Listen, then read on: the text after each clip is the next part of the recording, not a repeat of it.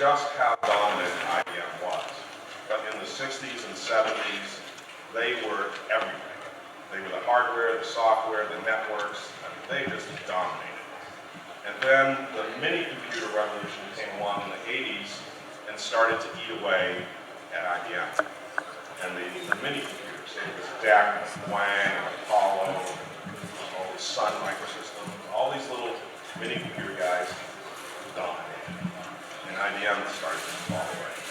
In the 90s, it was Dell and Microsoft. The first PCs happened around 1982, 1983, but they really started to take over and dominate in the 90s. And it was massive. That's when we had this shift from the mainframe to client server.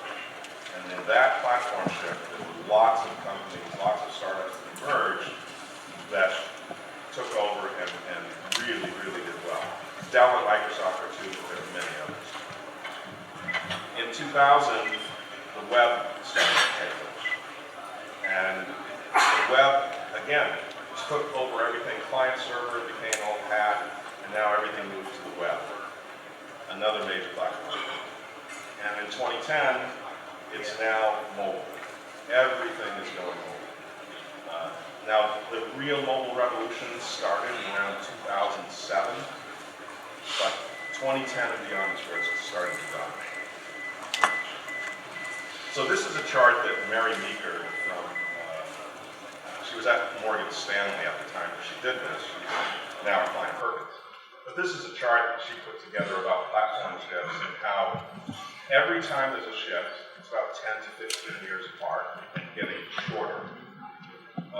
There are 10 times as many devices. So if you look back in the 60s, the mainframes, when they were dominating, there was about 1 million mainframes. 10 years later, when you go to the mini computers, the Digital and the Sun and Apollo, 10 million units, 10 times as many. When you move to PCs, over 100, way over. So again, that 10-time shift every time. In the 2000s, when we went to the internet, the web, cell phones, all that kind of stuff, over 1 billion units. And now we're in the mobile era. And that will be more than 10 billion. It's staggering to think how many devices are going to be out there. For the first time in the fourth quarter of 2011, PC sales were less than smartphone sales. More smartphones were sold in the fourth quarter of 2011 than PCs. That was the first time. And now it's going to explode and go even faster. So this chart is about 9 months old. The numbers are even bigger now. This shows you, this starts in the year 2000 and shows you 11 years of history, well, and then 4 or 5 years of projections. These projections were made 9 months ago. They're already way out of date. The curve of smartphone adoption is much steeper than they predicted just 9 months ago. So it's a huge, huge opportunity. Android alone is activating 1 million devices every day. Every day. And last quarter, according to IDC, Google doesn't say too much about these numbers.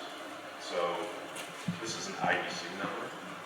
Over 100 million activations in Q2, 53% market share. I saw an IDC report just this morning that said it's over 68%. It's pretty staggering.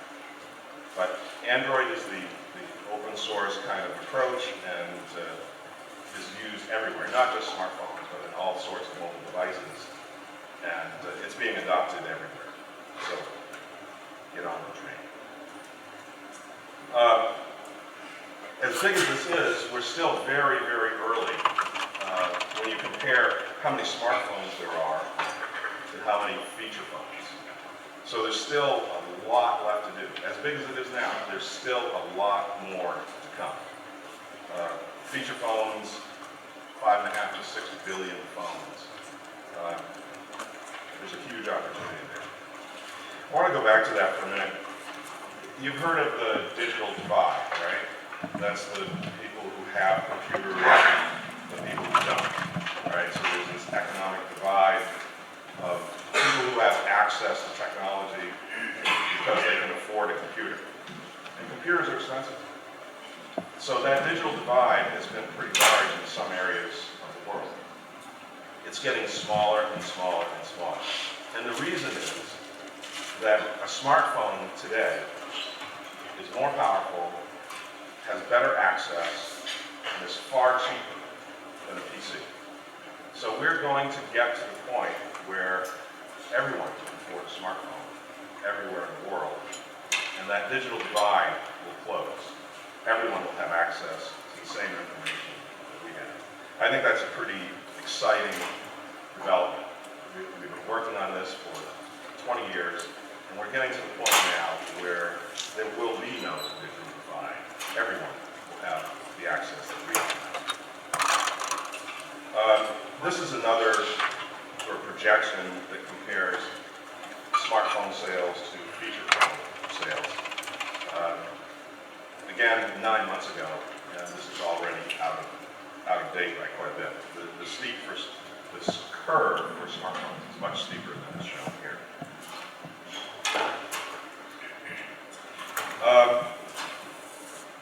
No presentation will be complete without showing you what the market share splits are and where things are going.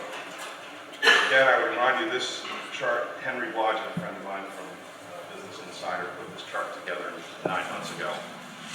And it's pretty instructive because it shows that Android and iOS together have about, in this case, this was 9 months ago, about 70% of the market. Today, it's more like 85%. So when you're making platform choices about where to develop applications, once you get beyond Android and iOS, it's pretty difficult to justify spending the extra money to develop an application for another platform. Typically, it costs end users, not developers, but companies who are buying applications. You can pay $100,000 for the first platform, at least $75,000 for them to do the second platform. And then every platform after that is another $75,000. So how many companies are going to spend $75,000 per platform for those extra platforms that have 3 to 5% market share? It's going to be tough. Before coming to Google, I worked at Microsoft. And Microsoft is a great company. I had a great time. But in mobile, they're in a world of hurt. And it's going to be very, very difficult for them to come back, even with Windows Phone 7 or 8, which is a pretty good operating system. The market share numbers are so small that it's going to be hard for developers to justify developing for that or BlackBerry or any other operating system. So my job got a whole lot easier when I went to Google. Now here's another way to look at this. When you look at advertising dollars versus time spent on a medium, analysts tend to look at that to see, okay, so where are the ad dollars going and where is the audience going, and is that in equilibrium? TV is pretty obvious that the viewing time and the advertising spend is about the same. Print is way out of line. Print still gets way more advertising dollars than the time spent would justify. And when you see advertising dollars moving to the web or to mobile, that's probably where it's going to